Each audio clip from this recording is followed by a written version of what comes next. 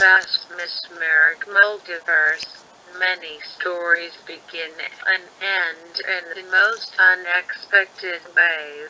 One of them is Chris quote, a story of a young human with the destiny to seal dark wells that swell in other worlds, to prevent darkness from consuming them. Pushed into this role by the strings of fate, Chris resented their lack of a choice, and then fate's strings lead them to Cyber City, a manifestation of the internet. With a fork in the road, Rossi, the one who put Chris on this space, lead their friend Susie down one path, leading Chris down the other. After a run-in with Nell, Chris had an encounter with the one behind this, the Queen of Cyber City, who had hoped to use the darkness to spread her influence to other worlds. She was drunk on battery acid and went on about how Chris got her, and Chris really just stood there waiting for her to stop talking. However, they began to wonder, what if they could turn all this around? After the Queen got driven off by Birdley, Chris decided to follow her, leaving Nell at the city's fair with some persuasion. Chris approached the Queen as she sobered up, and began talking with her, offering to help her, but she wasn't too sure about him sealing the dark well she had in her castle. Chris, I'm honored, but the well is my whole freaking plan. I can't just let you throw that in the bin. Lol. Chris thought of something, a trick they had. They gazed at the Queen, eyes locked on her visor, as their own eyes glimmered like rubies. There's another way.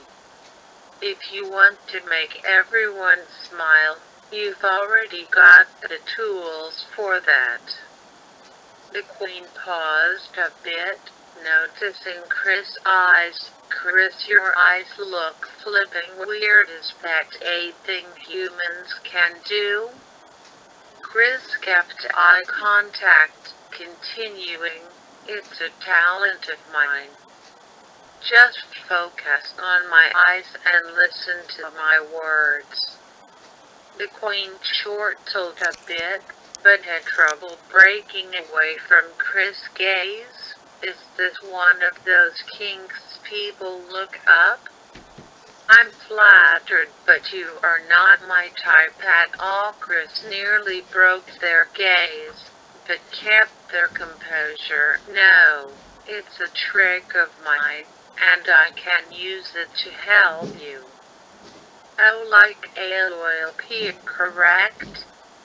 Sort of, but since I'm a human, and you're a computer, we can't do much without each other. The Queen processed this, nodding agreement, making sure to keep focus on Chris' eyes.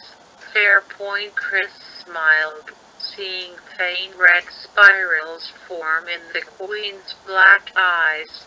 So consider this an equal partnership then. You don't need the dark well. We could just put our heads together and think of something more efficient. The Queen smiled, red swirls filling her optics. Sounds good to me. What do you propose? At the Queen's castle, after sealing the well and getting settled in, Chris admired their new outfit, a black, white, and blue outfit not too different from the Queen's or Lancer's. They wondered how Susie or Rossi would react if they saw Chris like this, but that didn't quite bother them too much, especially since they had other things to do. The Queen had introduced Chris to one of her top servants, Task Manager, a cat-like program with a notable whip. She was in charge of keeping order in the castle. With Chris being the Queen's new programmer, so to speak, that meant they had authority over the castle as well. And Task Manager seemed to notice this. Death rose in place, a buffering icon appearing in front of her. Before Chris' eyes, she began recoloring, gaining a heart on her chest to replace her buttons, blue highlights on her shoulders and boots to match, and most notably, faint swirls in her eyes. She finally started moving again, swaying and smiling as usual as she bowed to Chris. Order, order, all servants. The castle is under new management. Task Manager has joined your party. An employee in Power Juggle angry chaos noises. Screaming-Sheldon. The funniest thing is that I wrote how the fight with Jevil is what inspired Chris to start hypnotizing people. Dude really just created an orderly monster out of Chris, didn't he?